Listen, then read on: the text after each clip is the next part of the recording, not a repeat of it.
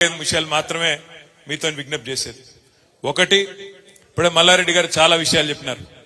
అందులో ముఖ్యంగా వారు చెప్పిన దానిలో ఒక విషయం మీరు గమనించాలని చెప్పి నేను కోరుతా ఉన్నా. మొన్న ముఖ్యమంత్రి రేవంత్ రెడ్డి గారు మాట్లాడుతూ మొన్న చెప్తున్నాడు ప్రెస్ మీట్ లో, మీ 6 గ్యారంటీలు, మా 420 హామీలు మేమిచ్చిన అన్ని మాటలు నెగ్గాలనంటే కేంద్రంలో ప్రభుత్వం మళ్ళా మాదే రావాలి, అందుకోసమే మాకే ఓటేయాలి, లేకపోతే మాత్రం ఇవి చెయ్యా అని చెప్పి కుండబద్దలు కొట్టినట్టు ఇవాళ స్వయంగా ముఖ్యమంత్రి హోదాలో ఉండి ఈరోజు రేవంత్ రెడ్డి గారు చెప్తా ఉన్నారు. ఒక మాట మీరు అందరూ కూడా దయచేసి ఆలోచించాలని చెప్పి నేను కోరుతా ఉన్నా. ఒక రకంగా చెప్పాలంటే ఈ ముఖ్యమంత్రి గారు మొన్న ఆయన చెప్పిన మాటలతో మనకు అర్థమయ్యేది ఏంటంటే, ఆల్రెడీ చేతులు ఎత్తేసిండు, నాతోని నేను ఇచ్చిన హామీలు అమలు చేసుడు నాతోని కాదు అని నిజంగా కూడా చేతులు ఎత్తేసినట్టే అనిపిస్తా ఉన్నది. ఎందుకంటే ఆయనకు కూడా ఎరికే ఆ ఇండియా కూటమిలో ఎవరు లేరు. ఇవాళ కాంగ్రెస్ అమ్మడ మమతా బెనర్జీ గారు వెళ్ళిపోయినారు, నితీష్ కుమార్ వెళ్ళిపోయిండు, అఖిలేష్ యాదవ్ ఆయన దారి ఆయన చూసుకుంటున్నాడు, కేజ్రీవాల్ వెళ్ళిపోయిండు, కేరళలో సిపిఎం వాళ్ళు వెళ్ళిపోయినరు, అక్కడ ఒక్కడు రాహుల్ గాంధీ మాత్రమే మిగిలిండు. కాబట్టి వాళ్ళు వచ్చేది లేదు, సచ్చేది లేదు. వాళ్ళు ఇప్పుడున్న పరిస్థితుల్లో గతంలో వచ్చిన 50 సీట్లు 55 సీట్లు కూడా తెచ్చుకునే పరిస్థితి కూడా లేదు. ఇవాళ నిజంగా కేంద్రంలో బీజేపీని ఆపే సత్తా ఎవరికైనా ఉంది అంటే బలమైన ప్రాంతీయ నాయకులు కేసీఆర్ గాని, మమతా బెనర్జీ గాని, కేజ్రీవాల్ గాని ఇట్లాంటి నాయకులకు ఉన్నది తప్ప కాంగ్రెస్ పార్టీకి ఆ సత్తా ఎంత మాత్రం కూడా లేదు. అందుకే నేను మీ అందరినీ ప్రార్థించేది, మొన్న ఎట్లా అయితే మల్లారెడ్డి గారికి బ్రహ్మాండమైన మెజారిటీనిచ్చి గెలిపించినరో, ఎంతమంది కొట్లాడినా అవన్నిటిని బేఖాతరు చేసి అందరు కలిసి కట్టుకు కొట్లాడినరో, అదే విధంగా రేపటి రోజున పార్లమెంట్ ఎన్నికల్లో కూడా ఇవాళ బీజేపీకి చెక్కు పెట్టాలి అంటే, బీజేపీకి ఎందుకు చెక్ పెట్టాలి కేంద్ర ప్రభుత్వానికి అనే మాట కూడా మీరు అడగచ్చు. తప్పకుండా చెప్పవలసిన బాధ్యత నా మీద ఉంది. ఇవాళ మీరు చూస్తున్నారు, కృష్ణా నది మన రాష్ట్రంలో ప్రవహిస్తుంది, గోదావరి నది ఇంకోవైపు, ఒకవైపు కృష్ణా నది. ఈ 2 జీవనదులే మన తెలంగాణలో రైతుకు ప్రాణాధారం. అట్లాంటి కృష్ణా నదిలో ఇప్పటి వరకు గత 10 ఏళ్లలో తెలంగాణ రాష్ట్రం ఏర్పడ్డాక ఆ కృష్ణా నదిలో మా వాటా ఎంత, ఉమ్మడి ఆంధ్రప్రదేశ్ నుంచి ఏర్పడ్డ తర్వాత అలగైన తర్వాత మా వాటా ఎంత అంటే వాటానేమో తేల్చలేదు. మోడీ గారు 10 ఏళ్లలో కనీసం కృష్ణా జలాల్లో తెలంగాణ హక్కు ఎంత, వాటా ఎంత అని తేల్చే టైం ఆయనకు లేదు. లేకపోగా నిన్న రేవంత్ రెడ్డి గారు ఢిల్లీకి పోయి, నిన్న వచ్చింది బయటికి వార్త, కేఆర్ఎంబి అని ఉంటది, కృష్ణా రివర్ మేనేజ్మెంట్ బోర్డు అని. మన వాటా తేల్చకుండానే, మన నీళ్లెంతో లెక్కలు చెప్పకుండానే ఇవాళ కృష్ణా రివర్ మేనేజ్మెంట్ బోర్డుకి ఆ కృష్ణా జలాలను అప్పజెప్పి రేపు ఏ ప్రాజెక్టు కట్టాలన్నా, అక్కడికి వెళ్ళి ఒక చుక్క నీరు తీసుకోవాలన్నా ఢిల్లీ ఓన్ చేతిలో మన జుట్టు పెట్టి ఇవాళ ఈ ముఖ్యమంత్రి గారు మన ప్రయోజనాలను, మన రాష్ట్ర ప్రయోజనాలను ఢిల్లీకి తాకట్టు పెట్టి వచ్చినాడు. ఎందుకుండాలే బీఆర్ఎస్, ఎందుకుండాలి గులాబీ జెండా పార్లమెంట్ లో అంటే, ఇవాళ మీరు చూస్తున్నారు పార్లమెంట్ లో కేవలం ఒకే ఒక్క పార్టీ మాత్రమే అడుగుతున్నది, ఒకే ఒక్క పార్టీ మాత్రమే కృష్ణా జలాల్లో తెలంగాణ వాటా గురించి కొట్లాడుతున్నది. అది మన గులాబీ జెండా వేసుకున్న మన ఎంపీలే తప్ప ఇంకెవ్వరు కనీసం మాట్లాడతలేరు. కాంగ్రెస్ ఎంపీలు లేరు, బీజేపీ ఎంపీలేమో మాట్లాడే పరిస్థితి లేదు. అందుకే ఈ 2 జాతీయ పార్టీలను నిలదీయాలన్నా, కేంద్రంలో మన హక్కుల కోసం మాట్లాడేటోడు ఉండాలన్నా, అక్కడ నిలదీసేటోడు ఉండాలన్నా, ప్రశ్నించేటోడు ఉండాలన్నా, గల్లా బట్టి అడిగేటోడు ఉండాలన్నా, రాష్ట్రానికి కావాల్సిన తెచ్చేటోళ్ళు ఉండాలన్నా ఈ గులాబీ జెండా వల్ల అయితే తప్ప కాంగ్రెస్ పార్టీ వల్లనో బీజేపీ వల్లనో కాదు. రాజ్యాంగబద్ధంగా, చట్టబద్ధంగా మనకు రావాల్సిన ఇట్లా వస్తాయి. కానీ మనకు ఇంకా అదనంగా ఏమైనా రావాలి అంటే, గతంలో మల్లారెడ్డి గారు ఎంపీగా పనిచేసినారు, మంచిగా పనిచేసిండు, బ్రహ్మాండంగా ప్రశ్నలు అడిగిండు. ఆ తర్వాత ముఖ్యమంత్రి కేసీఆర్ గారు పిలిస్తే ఇక్కడికి వచ్చి ఎమ్మెల్యే అయిండు, తర్వాత మంత్రిగా మీ అందరికీ బ్రహ్మాండమైన సేవ చేసినాడు. ఇలా ఆయనతోని మేము ఎవ్వరం కూడా పోటీ పడే పరిస్థితి లేదు మల్లారెడ్డి గారితో. ఎందుకంటే ఆయన మా అందరికంటే యువకుడు, ఉత్సాహవంతుడు, మా అందరికంటే ఎక్కువ ఉరుకులాడతాడు. ఆ ఉరుకులాటంతా మీకోసమే.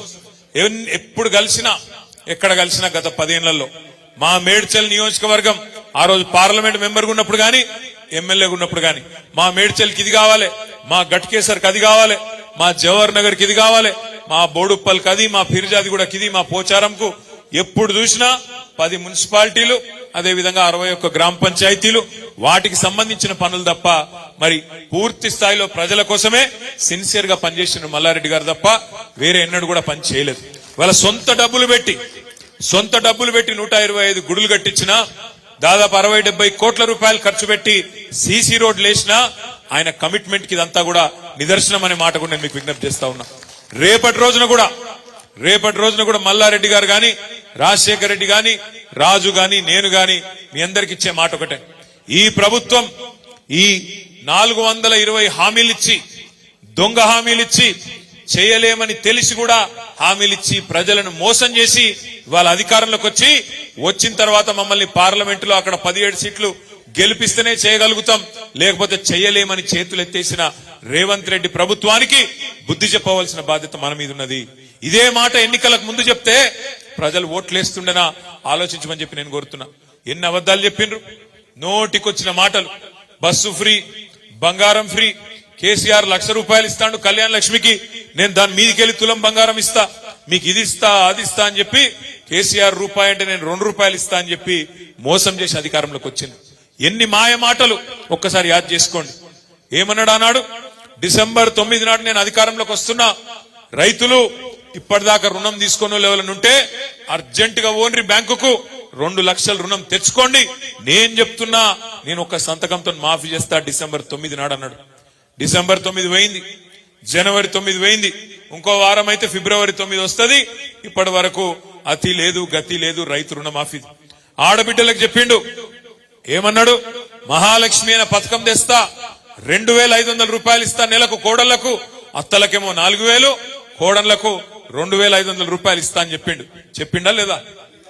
మరి ఇప్పటివరకు చాలా అయిందా? 100 రోజులు అన్నారు, 100 రోజులు కూడా చూద్దాం, తొందర ఏం లేదు.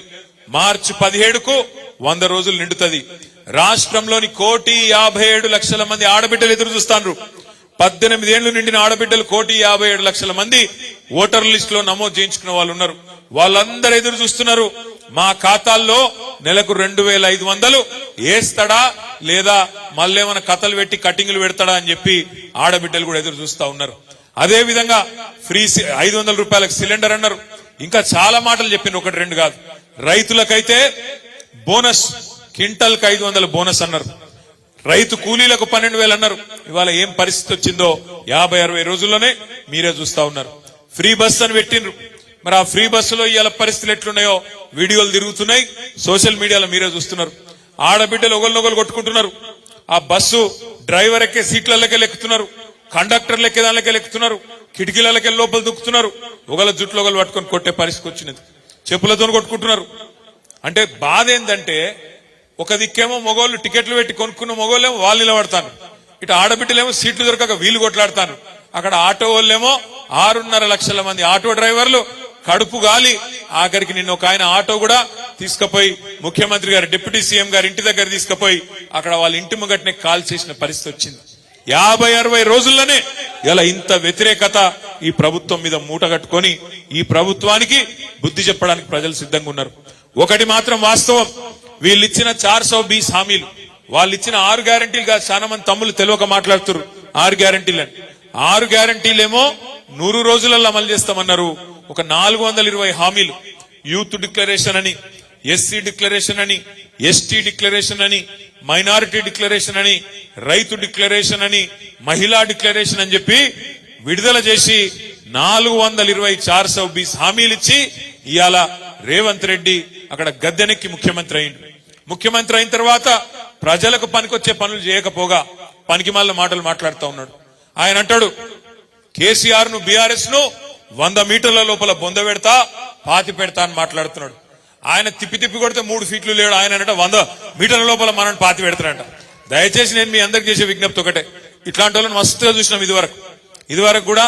ఈ గులాబీ జెండా లేకుండా చేస్తా, తెలంగాణ ఎక్కడిది, అట్లా ఇట్లా అడ్డం పొడుగు మాట్లాడిన వాళ్ళు ఈయనకంటే పెద్ద పెద్ద తీస్మార్ ఖాన్లు ఉండే ఇదివరకు. 2001 నుంచి 2014 దాకా వాళ్ళతోనే కొట్లాడినాం. అట్లాంటి తీస్మార్ ఖాన్లనే ఇలా మాయం చేసి తెలంగాణ తెచ్చిన కేసీఆర్ కు ఈ బుడర్ ఖాను పెద్ద లెక్క కాదు అనే మాట కూడా నేను మీకు విజ్ఞప్తి చేస్తా ఉన్నా. నేను మీ అందరికి ఒకటే విజ్ఞప్తి చేస్తా ఉన్నా. ఇప్పుడు మల్లారెడ్డి గారు గొప్ప మాట చెప్పిండు, ఎవరికి ఏ కష్టం వచ్చినా నేనుంటా, అవసరమైతే ఎక్కడికి రమ్మంటే అక్కడికి వస్తాను. మల్లారెడ్డి గారు ఏ మాట అయితే చెప్పిండో మేడ్చల్లో, అదే రకంగా రాష్ట్రంలో ఏ కార్యకర్త మీద దొంగ కేసులు పెట్టినా, ఎవలను ఇబ్బంది పెట్టినా, ఇప్పుడు మా తమ్ముడు శివాని ఇబ్బంది పెట్టినట్టు ఎక్కడ ఎవరు ఇబ్బంది పెట్టినా, మొన్ననే చెప్పినా మళ్ళా చెప్తా ఉన్నా, 38 మంది ఎమ్మెల్యేలం, 27 మంది ఎమ్మెల్సీలం బస్ వేసుకొని వస్తాం. ఎవ్వలకు అన్యాయమైనా, ఎవ్వలకు ఇబ్బంది అయినా మీకు అండగా నిలబడే బాధ్యత మాది. ఎందుకంటే ఈ పార్టీ ఏ ఒక్కల పార్టీయో కాదు. ఈ పార్టీ తెలంగాణ ప్రజల ఆస్తి, తెలంగాణ ప్రజల సొత్తు. ఇది తెలంగాణకెన్నటికైనా శ్రీరామ రక్ష ఈ గులాబీ జెండా. తెలంగాణ గురించి గొంతెత్తి మాట్లాడాలంటే అది గల్లీలో కావచ్చు, ఢిల్లీలో కావచ్చు, గులాబీ జెండా వేసుకున్నోనుకుండే ధైర్యం వేరే వాళ్ళకు ఉండదు అనే మాట కూడా నేను మీకు విజ్ఞప్తి చేస్తా ఉన్నా. ఎందుకంటే మన బాసులు గుజరాత్ లోనో ఢిల్లీలోనో లేరు, భయపడవలసిన అవసరం లేదు. మనకెవరున్నారు బాసులు? గల్లీలో ఉండే తెలంగాణ ప్రజలే మన బాసులు. మీకు మేం జవాబుదారు తప్ప ఎవడో ఢిల్లీలో గుజరాత్ లో ఉండే పెద్ద పెద్దోళ్లకు భయపడే పరిస్థితి మనకు ఉండదు. అందుకే నేను మీకు విజ్ఞప్తి చేస్తా ఉన్నా. ఇవాళ అంటున్నారు కొంతమంది, పార్లమెంట్ లా బీఆర్ఎస్ కి ఎందుకు ఓటేయాలంటున్నారు. ఎందుకు వేయాలి బీఆర్ఎస్ కోటు పార్లమెంట్ లా అంటే, రేపు అక్కడ తెలంగాణ అన్న మాట వినబడాలంటే, తెలంగాణ హక్కుల కోసం ఢిల్లీతో కొట్లాడాలంటే, ఢిల్లీలో మళ్ళొక గొర్రెలాగా పోయి ఉండకుండా అక్కడ ఉండి గట్టిగా మాట్లాడేటోడు కావాలంటే ఈ గులాబీ జెండా కప్పుకున్నోడైతేనైతే తప్ప వేరే వాళ్ళ వల్ల కాదు. చూసినాం మనం. మీరు చూడండి, ఇవాళ 4 ఎంపీలు ఉన్నారు బీజేపీ వాళ్ళు మన రాష్ట్రం నుంచి, 3 ఎంపీలు ఉండే కాంగ్రెస్ వాళ్ళు మన రాష్ట్రం నుంచి. వాళ్ళందరూ కలిపి 7 కలిపి తెచ్చిందేందయ్యా మన రాష్ట్రానికి అంటే గుండు సున్నా. పోయినసారి ఇదే రేవంత్ రెడ్డి గారు మల్కాజ్గిరిలో అన్నాడు, ప్రశ్నించే గొంతునైతా అన్నాడు. ప్రశ్నించలేదు, మనులేదు, కేసీఆర్ ను తిట్టుకుంటూనే తిరిగిండు, మాయ మాటలు చెప్పిండు. ఆఖరికి ఆ మాయ మాటలతో ప్రజలను బురిడి కొట్టించి ఇలా ముఖ్యమంత్రి అయిండు. ముఖ్యమంత్రి అయినాక కూడా అదే మాయ మాటలు, ముఖ్యమంత్రి అయినాక కూడా మళ్ళీ అదే మోసంపూరితమైన మాటలు. ఏమంటున్నాడు? ఒక దిక్కేమో కేసీఆర్ అప్పుల పాలు చేసిందంటాడు, లంకె బిందెలు ఉన్నాయి అనుకుని వచ్చినాం, ఇక్కడ ఖాళీ కుండలు ఉన్నాయి అంటున్నాడు. నాకు తెలియక అడుగుతా, దయచేసి మీరందరూ చెప్పాలా, లంకె బిందెల కోసం ఎవరు తిరుగుతారన్నా? లంకె బిందెల కోసం సాటుకు అర్ధరాత్రి గడ్డపారలు పట్టుకొని, తటపారలు పట్టుకొని, నెత్తి మీద బట్టలు కప్పుకొని, పాత గడిలల్లా, పాత గుడులల్లా, పాత కోటలల్లా తిరిగే దొంగలు ఇవాళ దురదృష్టవశాత్తు మరి అధికారంలోకి వచ్చిర్రు కాబట్టి లంకె బిందెలు ఉంటాయి అనుకొని వచ్చినాం అనే మాటలు, దిక్కుమాలిన మాటలు ఒక ముఖ్యమంత్రి నోటి నుంచి మాట్లాడవచ్చునా? లంకె బిందెలు ఉంటాయి అనుకొని వచ్చినాం, ఖాళీ కుండలున్నాయి. రేవంత్ రెడ్డి గారికి చెప్పాలి మనం, అయ్యా లంకె బిందెలు ఉండవు సెక్రటేరియట్ లో కంప్యూటర్లు ఉంటాయి, సెక్రటేరియట్ల పేపర్లు ఉంటాయి, సెక్రటేరియట్ల జీవోలు ఉంటాయి. నీకు చిత్తశుద్ధి ఉంటే ఇచ్చిన హామీలు 420 హామీలు ఏవైతున్నాయో వాటిని నిలబెట్టేందుకు పని చేయి. తెల్లారు లేస్తే పనికి మాలిన మాటలు, కేసీఆర్ ఇది చేసిండు, కేసీఆర్ అది చేసిండు. కేసీఆర్ ఏం చేసిండో ఏం చేయలేదో ప్రజలకు తెలుసు. నువ్వేం చేస్తావో చెప్పు. ఇచ్చిన 420 హామీలు నిలబెట్టుకుంటావా లేదా చెప్పు. ఇచ్చిన ప్రతి ఒక్క హామీని నువ్వు గిన్న మోసం చేస్తే ప్రజల తరపున తప్పకుండా నిలబడతాం, తప్పకుండా నిలదీస్తాం, తప్పకుండా వెంటాడుతాం. మొన్న శాసనసభలో ఎట్లయితే అబద్ధాలు చెప్పి తప్పించుకునే ప్రయత్నం చేస్తే అక్కడ మేమందరం నిలబడి గట్టిగా మాట్లాడినామో, రేపటి రోజున కూడా బడ్జెట్ సమావేశాల్లో కావచ్చు, తదుపరి కావచ్చు, ప్రజల తరపున ఎప్పటికప్పుడు మీకిచ్చిన ప్రతి హామీని నిలబెట్టేదాకా ఎంబడబడతాం.